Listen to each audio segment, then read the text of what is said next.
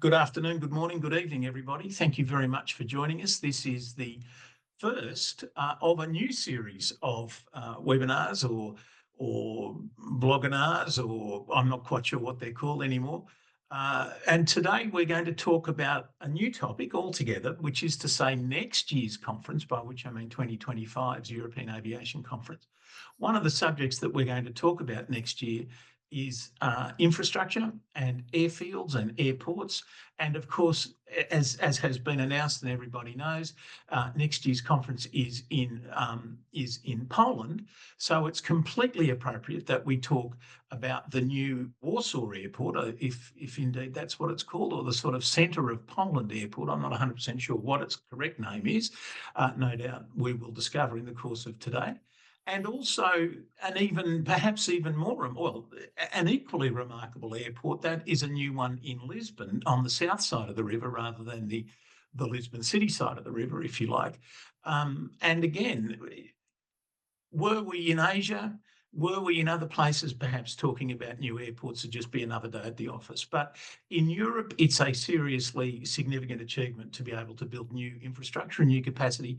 And it's a complete pleasure for me to introduce to you Piotr Schielmann, who isn't connected with the new Warsaw Airport, which has a fancy set of initials, which I hope he'll explain to us, and also Rosário Macário from Portugal. We'll talk about these two airports. Maybe, Rosário, can I start with you? The new airport in Lisbon has been on the drawing board, is that the right word? It's been in the plans for, I think, as long as I've lived in Europe, which is about 28 years. How long did it take, and how far down the road now are we?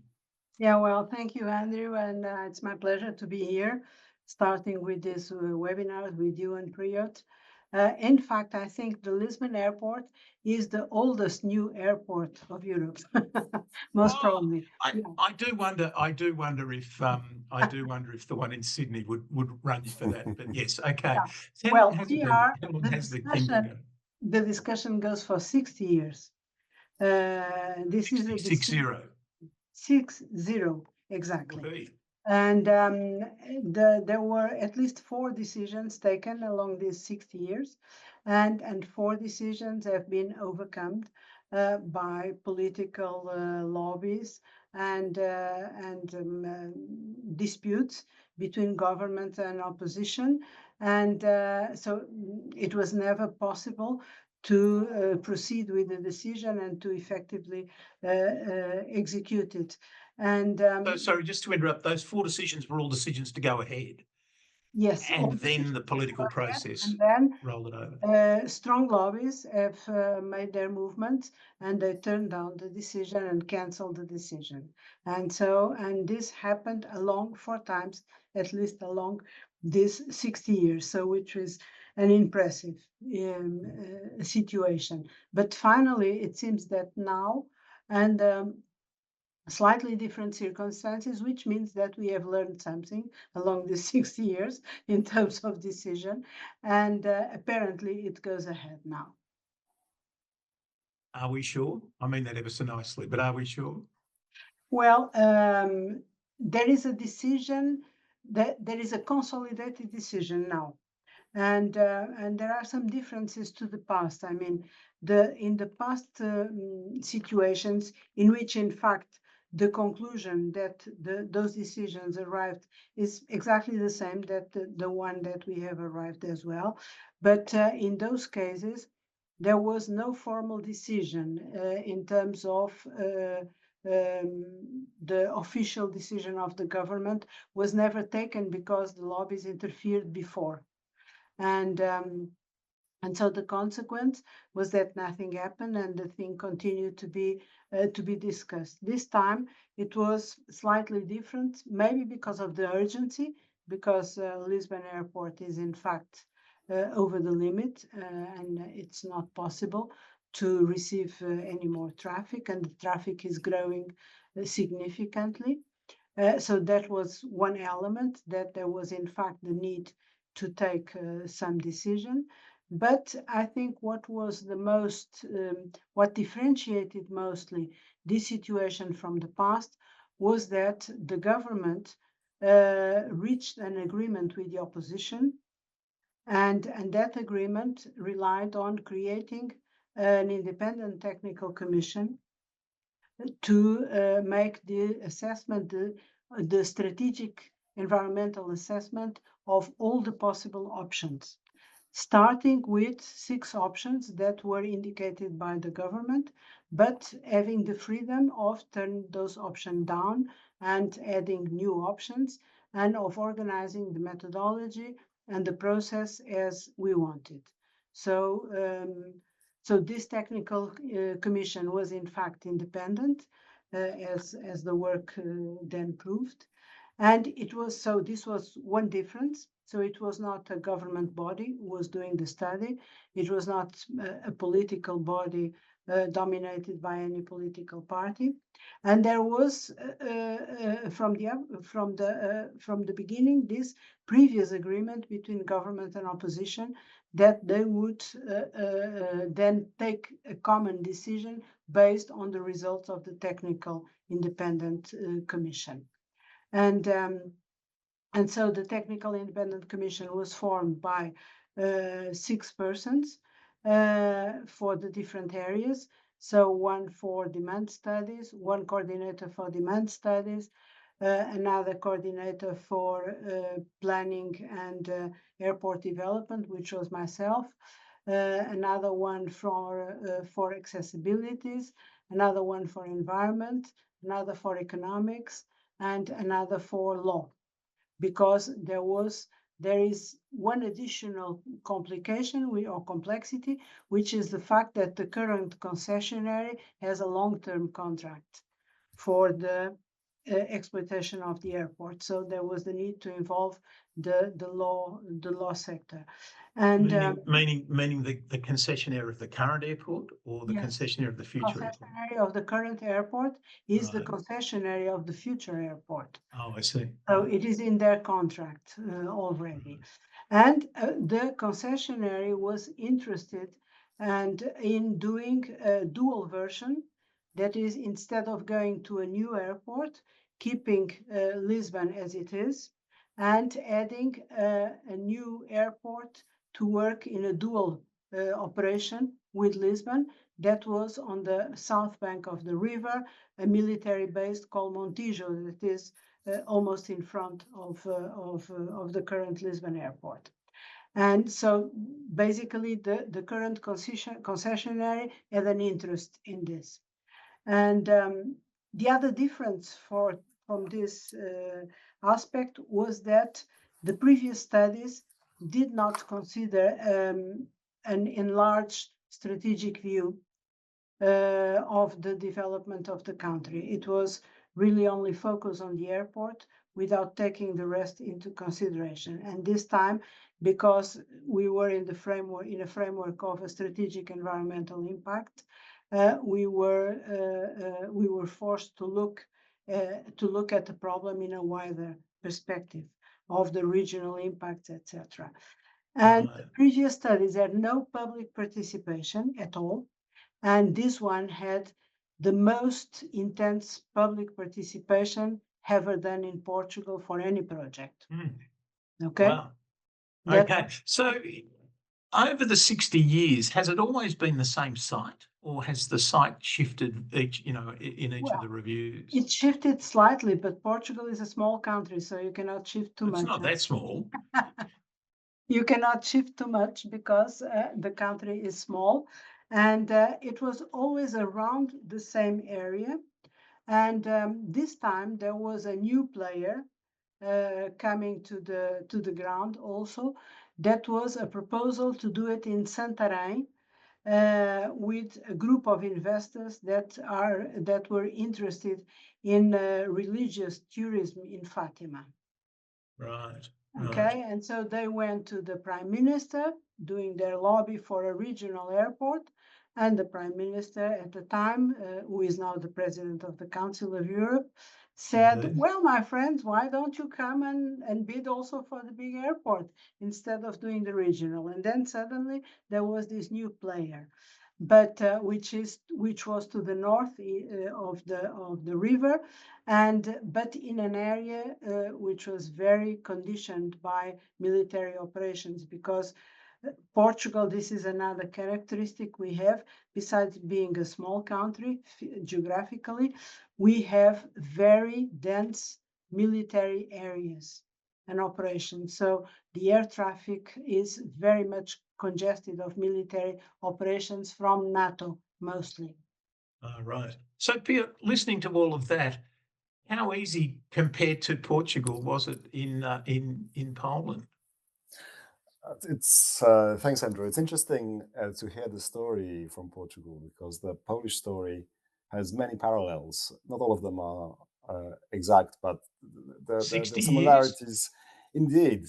So the first, in fact, the idea for a kind of a central airport, which you will hear a lot when talking about this new airport, the central airport for Poland. The idea for this airport came around for the first time in the 1970s, when the shortcomings of the existing airports were already starting to be recognized. So the decision process perhaps wasn't as focused, or at least the decision to go wasn't made until really in the last few years.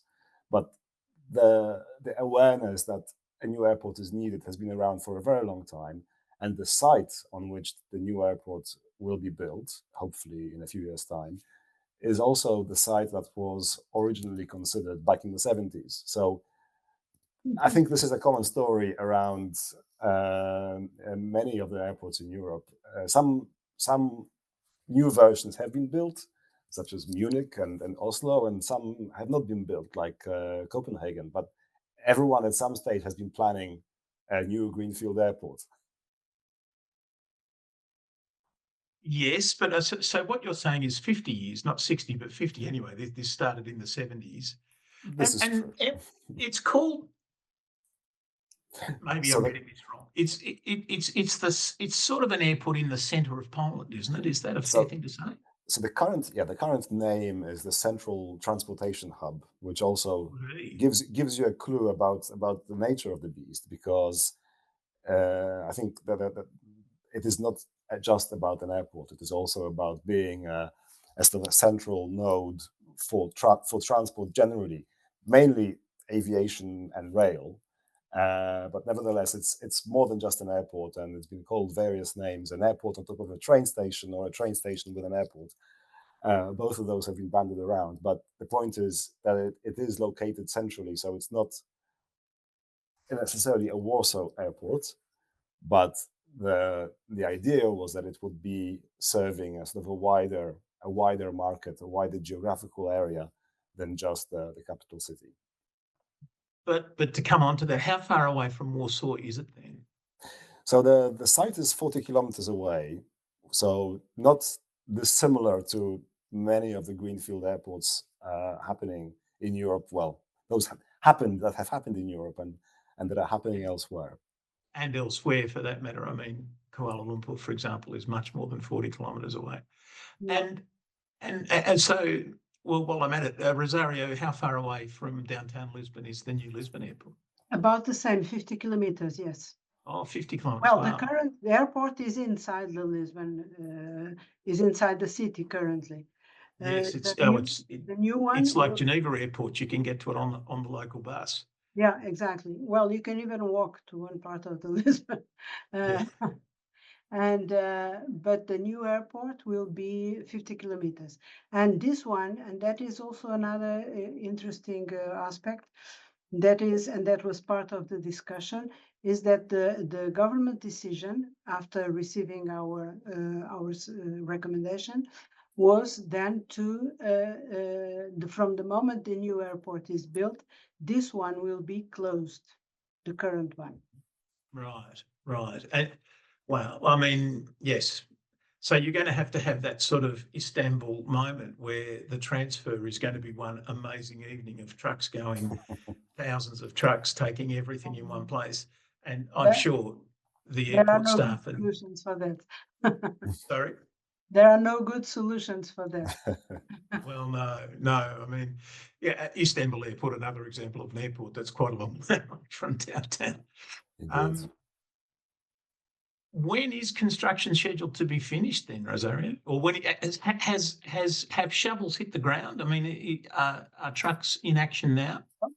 Not yet, because currently what they are doing is that they are negotiating with the Portuguese Air Force because the place that was selected is a military base and a place of exercises, so air to ground exercises, and so we have to move first that military base to another place, and only after that they can start building. So, but the expectation is that, and what we have estimated is that it will take maximum 10 years to move to the new airport. You need to do anything to the runway. If it's military base, then by definition it's got a runway, but it's probably very long, but it might be quite narrow. It's really greenfield. The existing runway is not cannot be used to operate commercial airplanes. So Narrow. it's a small runway for only for military exercises, and so it has to be, and not even the place of the runway within the terrain is the same. So it has to be constructed from scratch. Literally from scratch. And Piotr, I assume that's the same situation. I mean, the one in Poland is literally a greenfield airport, or is it based on an old military location as well? No, there's no infrastructure there at all. It is literally green fields. Mm-hmm. Now, when you say there's no infrastructure, what about the railway tracks then? Because you've said, it's very much a transport hub, and rail will be an important part of that, and one assumes road as well for trucks and so forth. But all of that has to be built. Indeed. So the infrastructure comments referred only to the aviation side. So the site was selected because actually it runs, or it is located very close to a major rail, how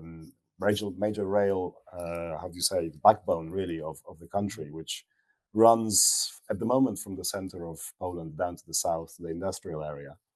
And the idea back in the 70s was that it would be literally at the crossroads of a north-south and an east-west railway line. And indeed, that plan is to some extent back on the board. And there is a plan to construct an east-west high-speed rail network as well, which will pass through the site.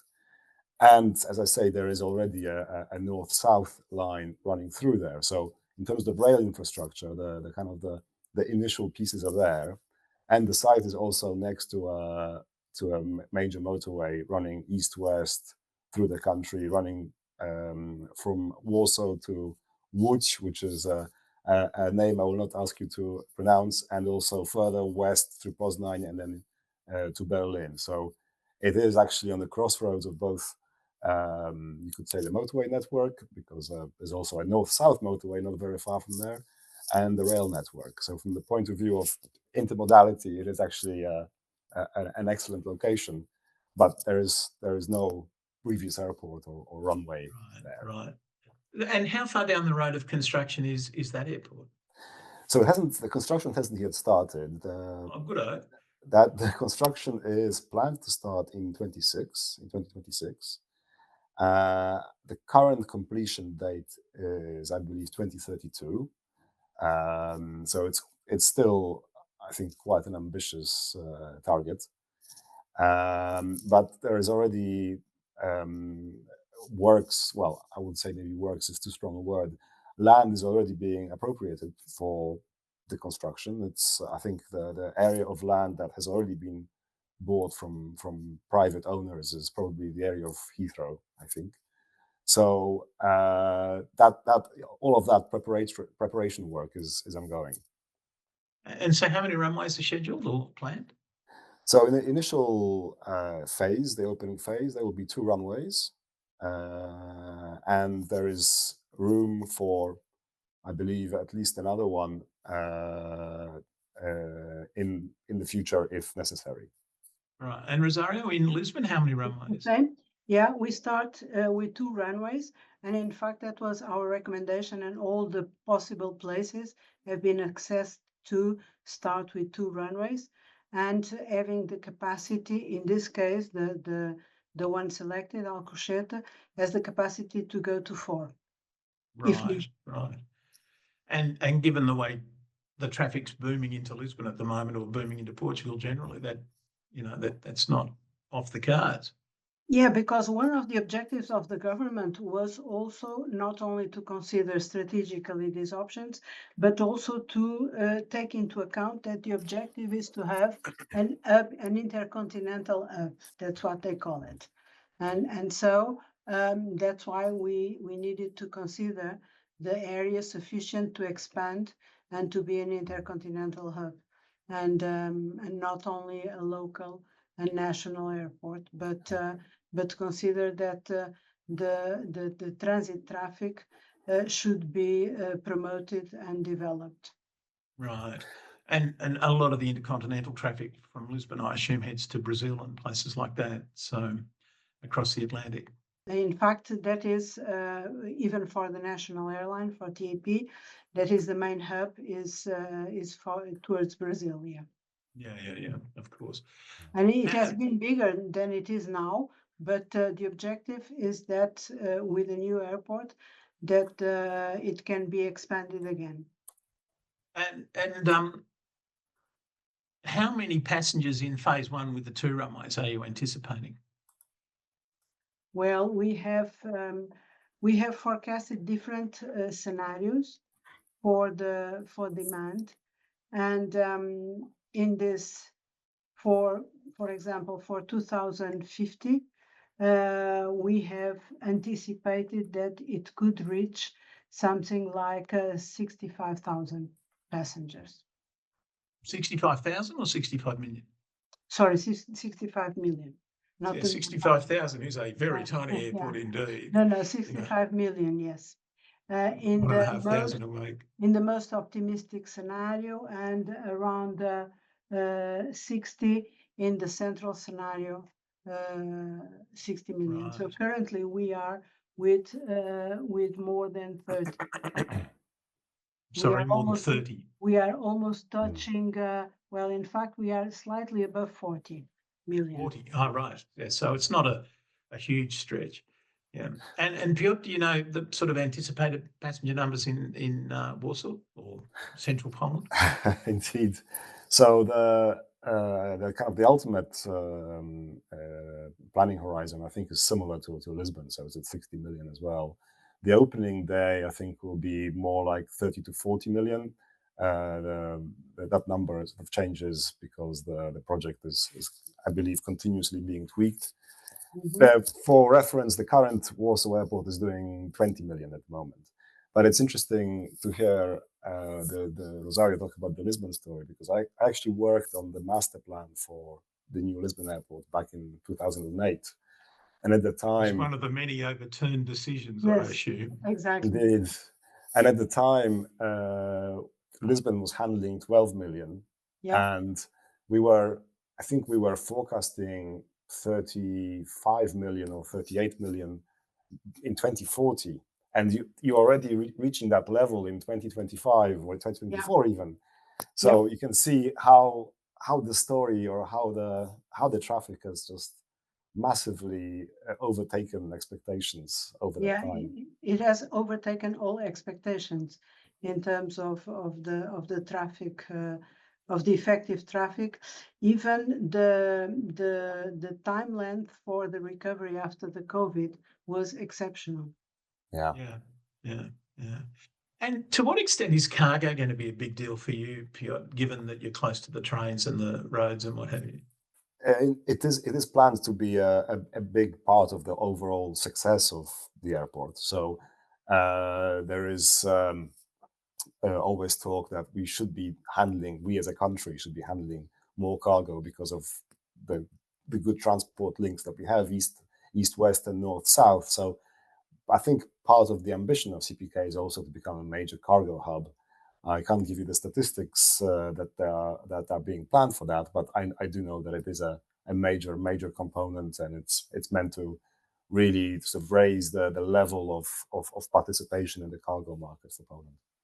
Right. Now, two things come out of that into my weird head. CPK, is that its official IATA designation? Is that its three-letter code? This I cannot tell you. I don't yet know what it will be. It's, as I say, the kind of the name has evolved from originally it was the central airport for Poland, then it became the central transportation hub, which is the CPK acronym in Polish. So what it will be finally, that's a good question, and let's see what will happen. But then, the second question, I assume, and I'll come back to you to confirm this later, Rosario, but I assume, given that Lisbon is going to be the current Lisbon airport will be open on one day and then the next day it will be shut. So I assume that the LIS three-letter code will shift over to the new airport. There'll be no change in that regard. But is Warsaw Airport going to continue to operate? As far as I understand, from everything I have seen in the news, that there isn't yet a final decision about the future of Warsaw Airport. Certainly, passenger traffic is going to move to the new airport. That thing is for sure. What will actually happen to the old airport site is, I'm not sure there is a firm decision on that. There is of course a military presence at the airport. So whether that will continue, I don't know. I don't think there is yet or at least I haven't seen yet a clear vision for what will be the fate. But certainly, passenger traffic is moving to the new airport. Is shifting off, right? I mean, Warsaw is another example of a traditional airport that's inside the city walls, isn't it? It's quite convenient. It's really complete. I mean, again, the parallel with Lisbon is remarkable. It's the same distance from the city center. It even has the same runway layout. So it was built roughly at the same time. So I think Lisbon was 1940 and Warsaw Airport originally was 1934. So the parallels are quite remarkable, and the road that we are taking is also quite similar. Yeah, exactly. So we have a name, an official name, which is Luís de Camões for the new airport. Right. Luís de Camões is the poet, the author of Lusíadas. It's a main Portuguese reference, and that's the name given to the new airport officially. Very good, but it will continue to be LIS, I assume, in Yeah, code. of course. It will be, it will be. I mean, on the short name, it will be LIS. Yes. Yes. So, are there any? I mean, apart from the usual, everything's got to be built and we've got to do it. Are there any further political hurdles ahead, do you think? Well, there is still an issue with the contract of the concessionary. That was a very, I would say, strong structured contract that benefited a lot the interests of the concessionary. And so there is an issue still in the revision of that contract. Well, we have made this work along 15 months. And during these 15 months, there was a lot of pressure and a lot of lobbies against us because many interests. And I think this was one of the most striking recommendations and conclusions of our study was that the new airport can be done without public money. Without public money. Piotr, who's funding the new Polish one? Trying Again, desperately not to call it the new Warsaw one. Again, that's a good question, because I think that decision is also still on the cards. So the airport at the moment, or the plan for the construction, has just about survived the change of government that we had last year. But I'm not sure if all the details about how exactly it will be financed have been kept consistent with the initial view. So really, I cannot tell you at this stage. I don't know what the situation is, whether it will be publicly funded or whether there will be or some of it at least will be given to a concession. Let's wait and see. But Yeah. is there a concessionaire that's intending to operate the airport, or is that yet to be decided as well? That's yet to be decided as well. Okay. Right. That right. makes a difference because in our case, it is the same concessionaire. We And finally found a difference between these two airports. Hooray! Indeed.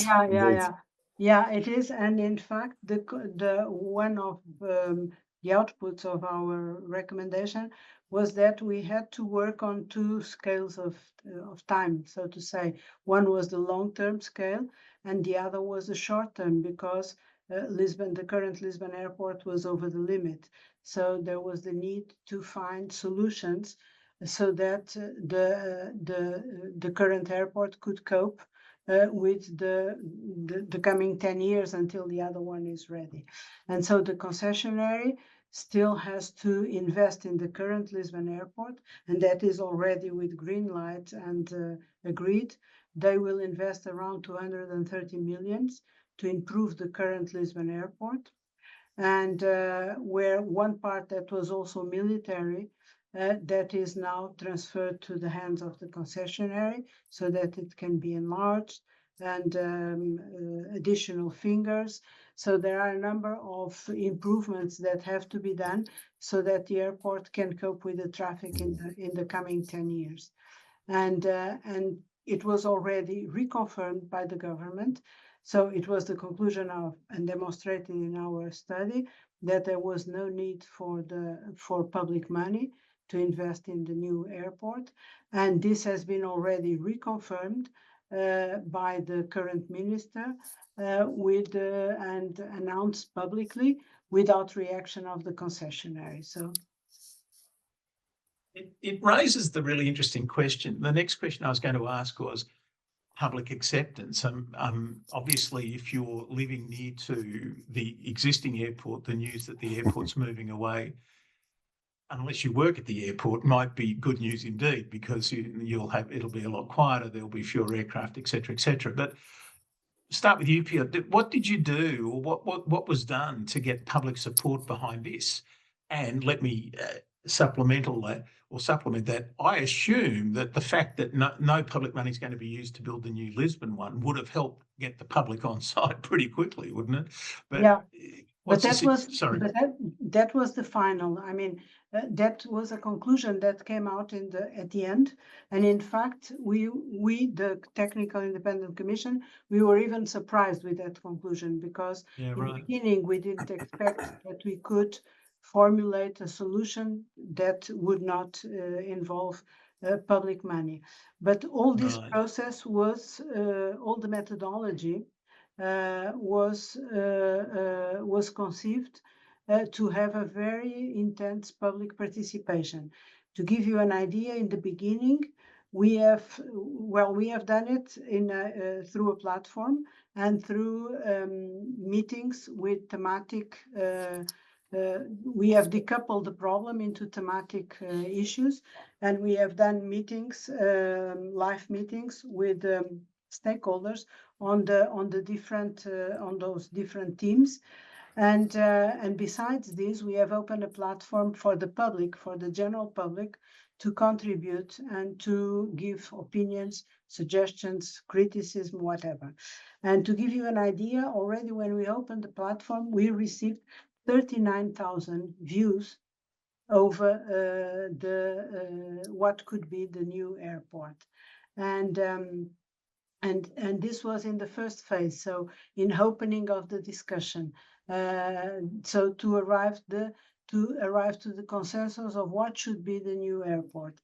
And then in the second phase, we still got, already over the project and over the options, we still got 232 contributions of effective positions for the airport, and in phase 3, 437. So it was, in fact, it has been the project most participated ever in Portugal. It is really, the methodology is not of my authorship. It was from the coordinator. She's also Rosário, but partidário, not Macário. And she has been the author of the legislation for the strategic environmental assessment.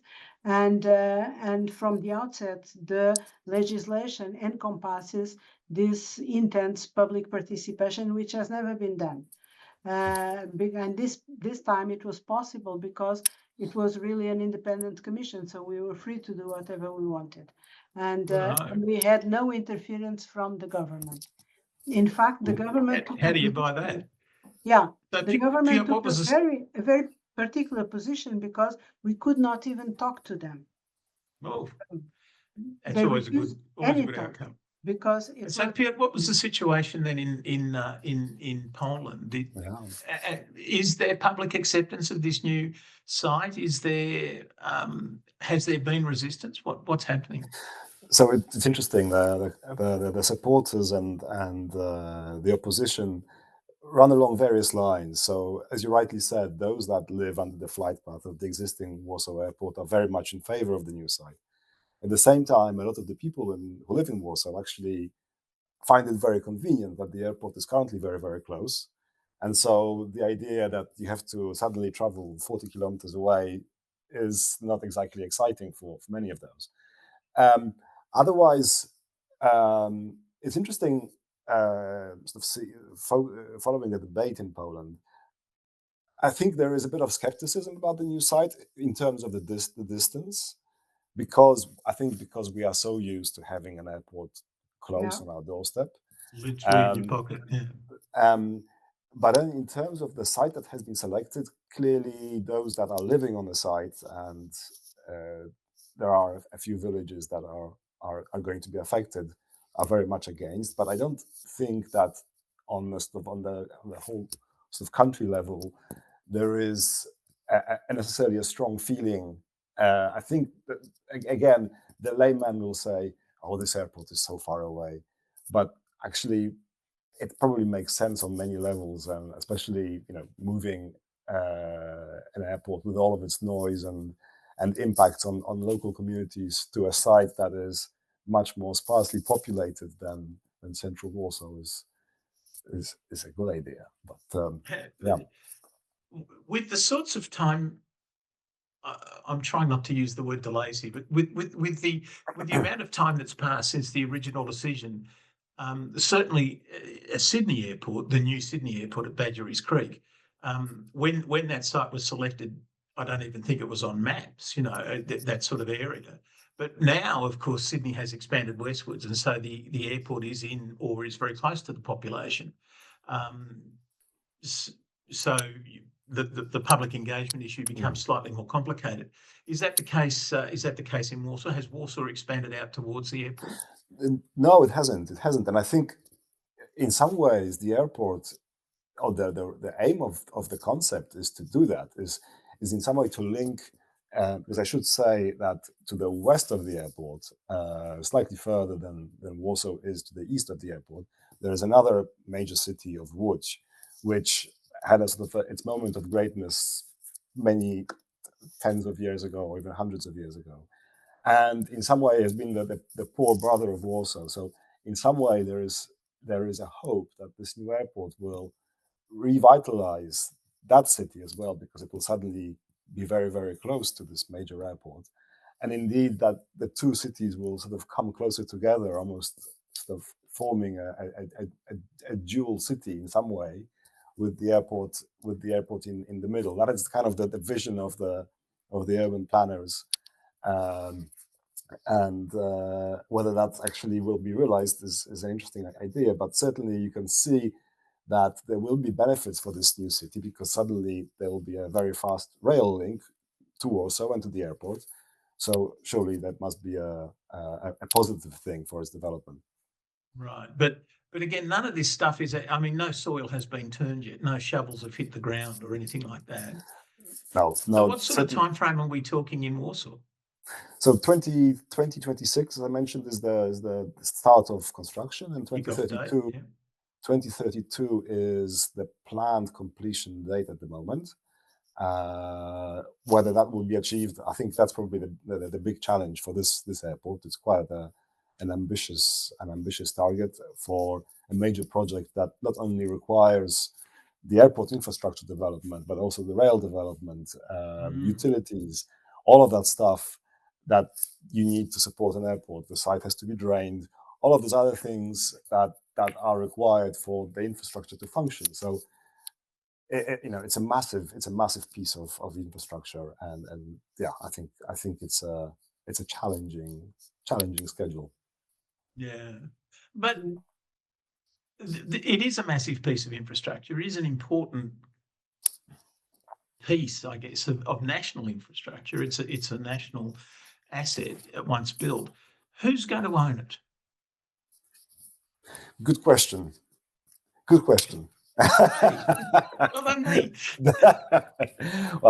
I think I'm pretty sure control of the airport will remain in the government hands. That's all I can speculate on, I think, at this stage. So who owns? I mean, ownership and control, of course, is two slightly different things. Yeah. But what's the situation for the current Warsaw Airport then? So the current Warsaw Airport is a state infrastructure and is operated by Polish Airports, which is again a state company that has stakes in the majority of Polish airports. And whether it will have a role in the future airport is to be seen still. Right. Yeah, and whereas Rosário, I assume the state of Portugal owns the airport land. Well, it's a military site at the moment, so clearly the state owns it. And it's going to be managed by the concessionaire, which, from memory, used to be a government company. Is that right? Yes, but it was privatized, and it belongs now to Vinci. Yes, the French concessionaire. Indeed. But in this case, the land of the current Lisbon airport belongs to the municipality, not to the state government. And the land of the new airport belongs to the Air Force, and so it will be transferred to the state at the exchange of another piece of land for the Air Force to reinstall the training center. Right. So, if I was to ask you, if I was to walk up to you and say, look, I've just received the job of planning a brand new Greenfield airport for Geneva, where I live, because Geneva is absolutely space limited and there's no room for expansion and so forth. What would be the 5 most important things that I would need to do? Maybe, Piotr, let's start with you this time. Just to give, just to make it harder on you. What would be the 5 most important things I need to do? So maybe I'll answer this from sort of an airport master planner point of view. That is what I am, or at least I was until very recently. So clearly, firstly, you need some land, and you need some land to support the traffic demand that you are forecasting, and that's your primary decision on location. So that's. Is that your primary decision? I mean, you may have a bunch of different choices, but surely there are political issues that you've got to overcome. Yeah, and I'm talking already from the point of view of the situation where the decision has been made to build a new airport. But clearly, the debate on whether to build new or to expand the existing is the first thing you're going to do, and as we mentioned at the start, that process or that question has been posed by probably most airports in Europe, and some have already gone and done it and built the new airport. Some have stuck around and expanded in their existing site, such as, for example, Copenhagen Airport. So that's the primary decision: is how much can you push it, and how much can you still extract, and how much do you need that additional traffic? How much benefit is that going to give you to support your decision to go for a new site and try and capture that traffic? Okay, so that's 1. Get the land right. What's 2? So the 2, well, first of all, get the make the decision whether to go with new or expand Oh, I old. beg your Get the pardon, you're land. right. Okay. So Get 2 the was get the land. forecast. What's 3? Yes.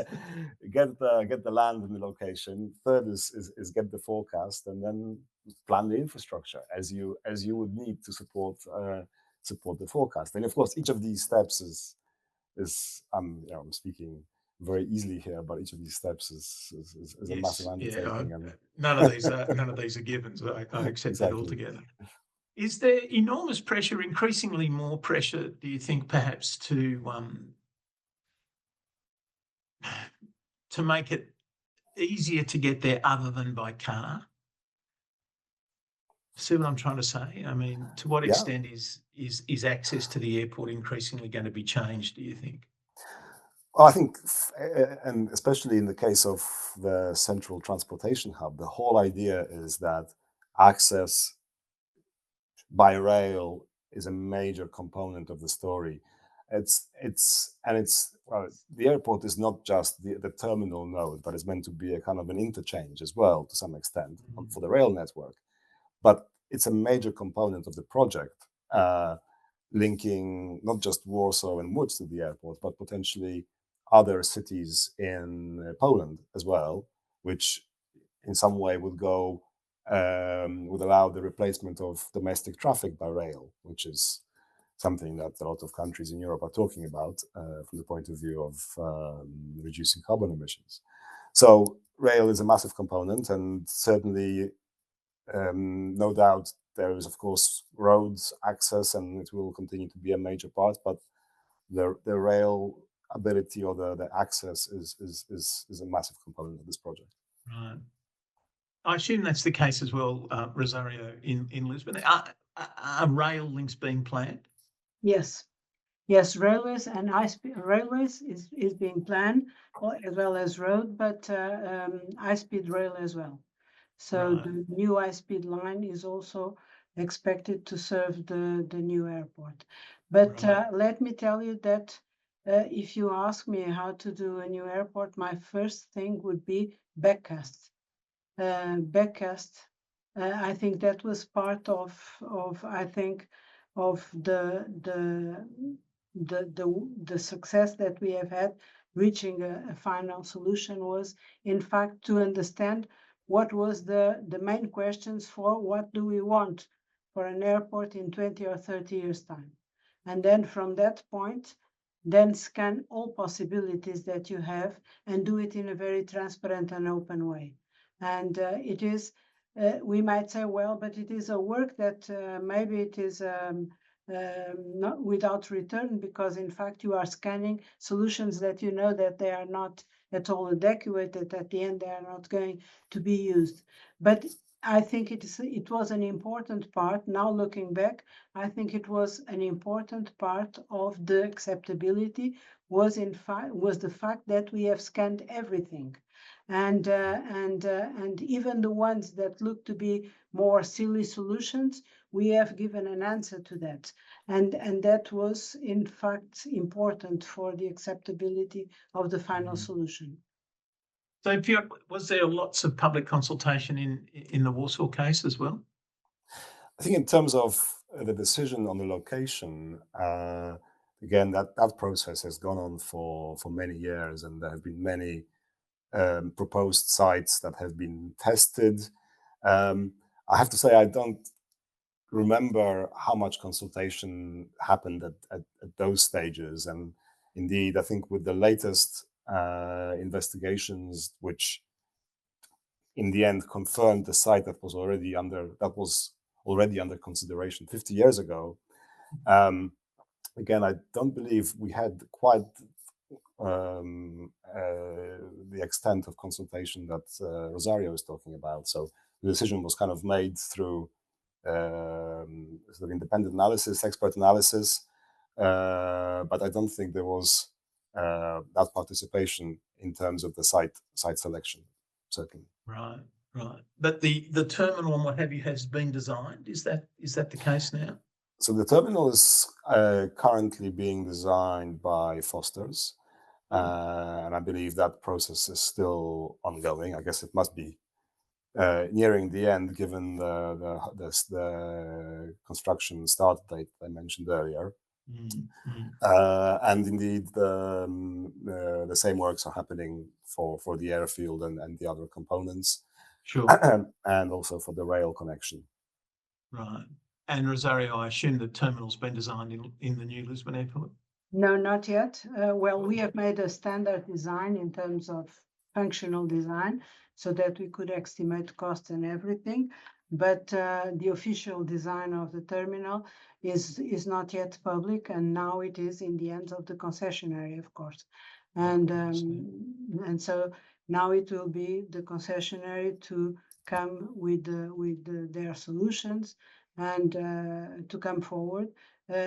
Especially from the moment that the minister announced that it is confirmed no public money. So, yeah, right. Well, I mean, you've got Foster's on the one hand, you've got a concessionaire with no public money on the other. Could be an interesting challenge.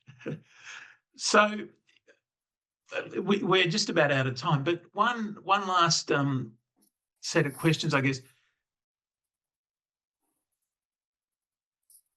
Well, no, sorry, actually, I've got two more questions. The other question, of course, is one assumes, I mean, this almost goes without saying, one assumes that you've spent a lot of time thinking about the sustainability point and the electricity needs and so forth. Have you got standby plans for aircraft that are powered by hydrogen or battery or things like that, or you have that as well?